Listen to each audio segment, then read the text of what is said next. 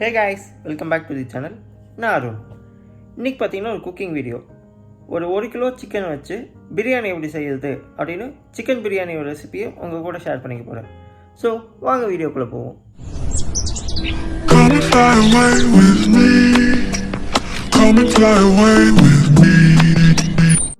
So தேவையான இன்க்ரீடியன்ட்ஸ்னு பார்த்தீங்கன்னா first வந்து 1 கிலோ பாஸ்மதி ரைஸ் அதை நான் தண்ணியில் ஊற வச்சுருக்கேன்.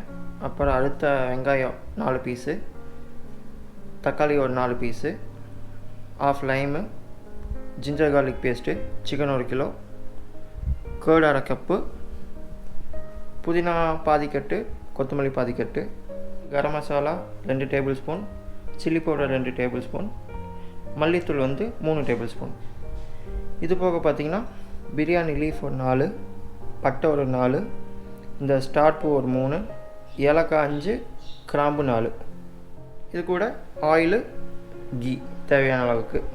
ஃபர்ஸ்ட் இந்த மாதிரி ஒரு அண்டாவில் நெய் ஒரு 100 கிராம் ஊற்றிக்கலாம். நெய் கூடவே ஆயில் ஒரு 1/2 கப். ஸோ நெக்ஸ்ட்டு நெய் சூடானே பிரியாணி இலை 4 போட்டுடலாம். அது கூட பட்டை, ஸ்டார் பூ 3, கிராம்பு 5 பீஸ், ஏலக்காய் 5 பீஸ். நெக்ஸ்ட் அது கூட கட் பண்ண வெங்காயம் 4.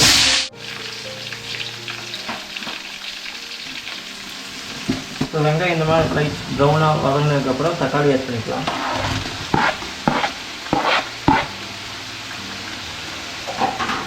ஸோ தக்காளி அதே மாதிரி வதங்கிக்கும்.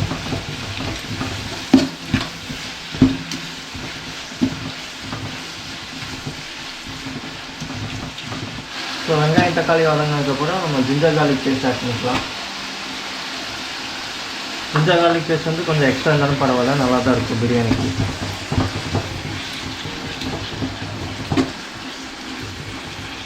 So ginger garlic paste add பண்ணதுக்கப்புறம் கரம் மசாலா, மல்லித்தூள், சில்லி பவுடர் 3 பவுடரையும் ஆட் பண்ணிப்பேன். ஆட் பண்ணதுக்கப்புறம் வந்து ஸ்டவ்வை வந்து ஸ்லோவாக வச்சுக்கோங்க.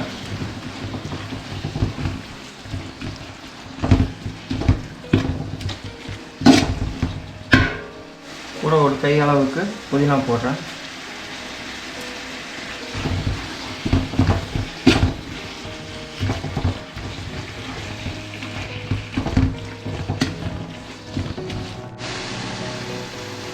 ஸோ புதினா போட்டதுக்கப்புறம் தண்ணி ஒரு 1/2 கிளாஸ் ஆட் பண்ணுறேன்.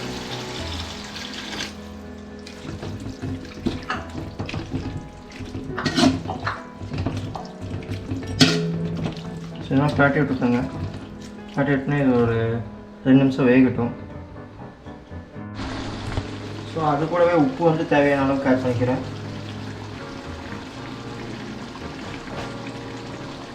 உப்பு ஆட் பண்ணதுக்கப்புறம் தயிர் 1 கப்பு,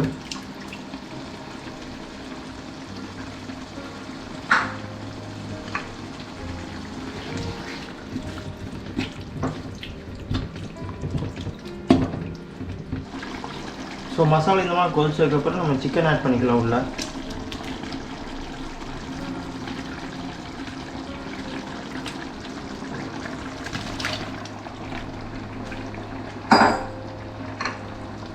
ஸோ சிக்கன் ஆட் பண்ணி இந்த மாதிரி நல்லா கலரி விட்டுருங்க.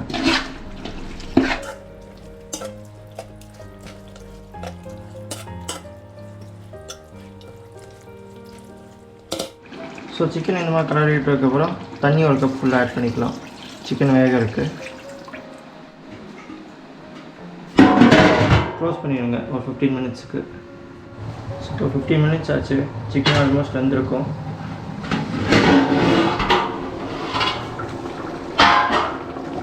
ஸோ இந்த அளவுக்கு கொதிச்சதுக்கப்புறம் நம்ம வந்து இதில் வந்து ரைஸ் ஆட் பண்ணிக்கலாம்.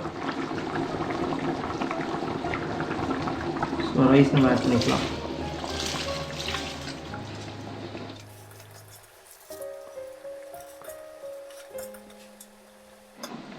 ரைஸ் ஆட் பண்ணோடனே அதுலேயே வந்து ஆஃப் லைம் அப்படியே ஃபுல்லாக புழிஞ்சு விட்ருங்க.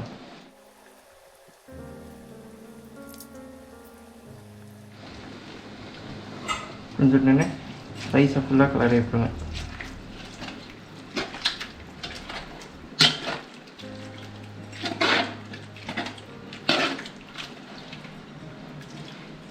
இந்த மாதிரி ஈவனாக ஸ்ப்ரெட் பண்ணி விட்டிங்கன்னா ரைஸு சிக்கனும் ஃபுல்லாக மெர்ஜ் ஆகிடும். இது இனி ஒரு 20 மினிட்ஸில் வந்து ஃபுல்லாக வெந்துடும். 20 மினிட்ஸ்க்கு இந்த மாதிரி க்ளோஸ் பண்ணி வச்சுருங்க. ஸோ இது பார்த்தீங்கன்னா தனியாக செப்பரேட்டாக வந்து இப்போ நான் வந்து ஹாட் வாட்டர் வச்சிடுறேன்.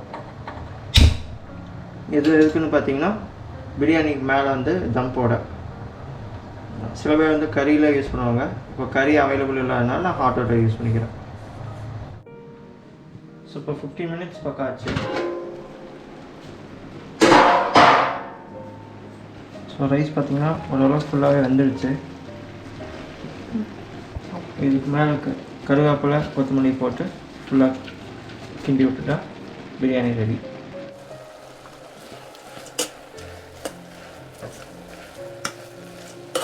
இப்போ அடுப்பு ஆஃப் பண்ணிட்டு மேலே வந்து நம்ம தம் போட போகிறோம். ஸோ நம்ம ஏற்கனவே வந்து சுடுதண்ணி வச்சுருந்தோம். ஸோ அதை இந்த மாதிரி மேலே வந்து மூடியில் தம் போட்டு அடுப்பு ஆஃப் பண்ணி வச்சேன்.